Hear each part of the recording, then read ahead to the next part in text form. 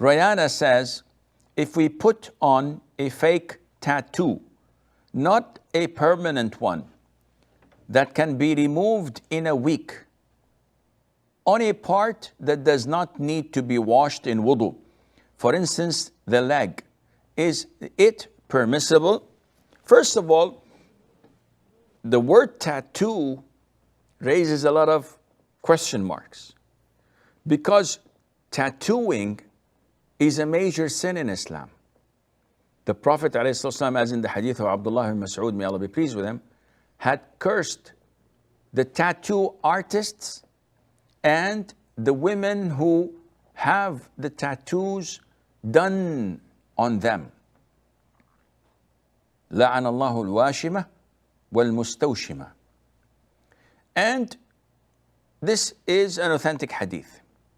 Now, if what you're putting and applying is called tattoo metaphorically, but it is not, it does not fulfill the conditions of tattooing, and it does not fall under the category of it, because a 1 week tattoo is permissible. This is like applying henna, or what, as they call mehendi. So applying henna is not problematic because it takes a week, couple of weeks, 3 weeks, and it fades away. So Rayana's question has two parts. One, the ruling on applying a 1 week henna or a tattoo. Two, if it's longer, but it is not in the organs of wudu. These prints that you put on your body are either not allowing water to reach underneath because they form a layer, or water can reach the skin without a problem because they are not a layer but rather a color.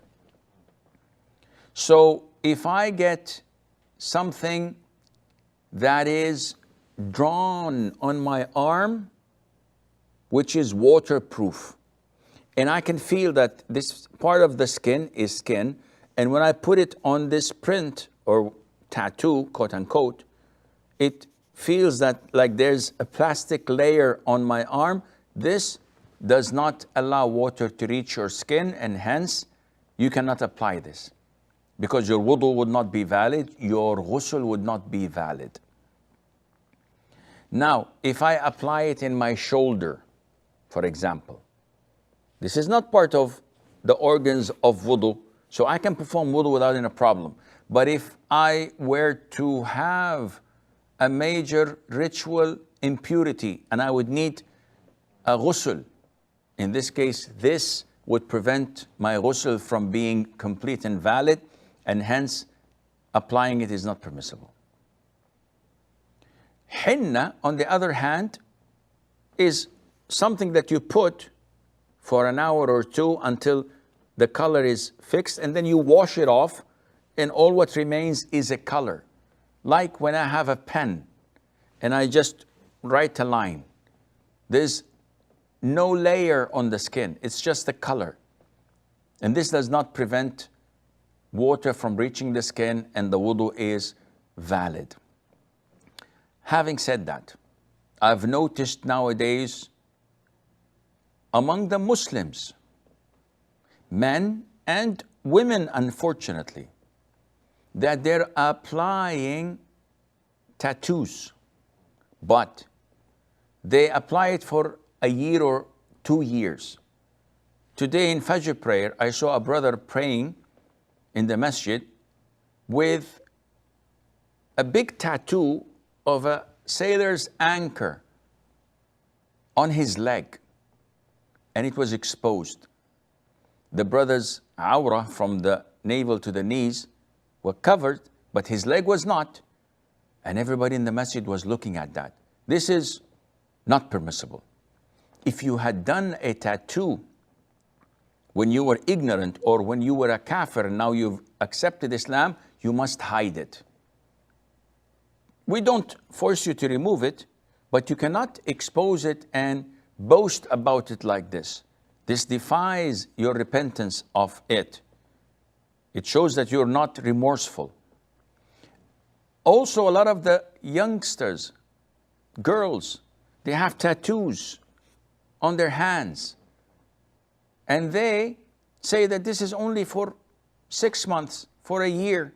This is haram. This is the one that she was cursed for. She says, but this is not in the third layer of the skin where they put the ink after they make it bleed, etc. It's the same concept. First layer, third layer, it doesn't make a difference.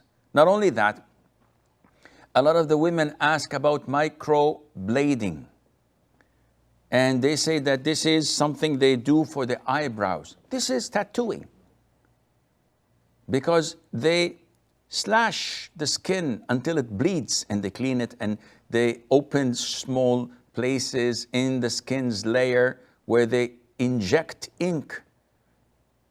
So they draw a nicely formed eyebrow with this ink, and it shows with the remaining hairs of the eyebrows that it looks real and it looks fancy and it's fixed for 6 months, for a year, maybe 2 years. This process is cursed by Allah Azza wa Jal because this is totally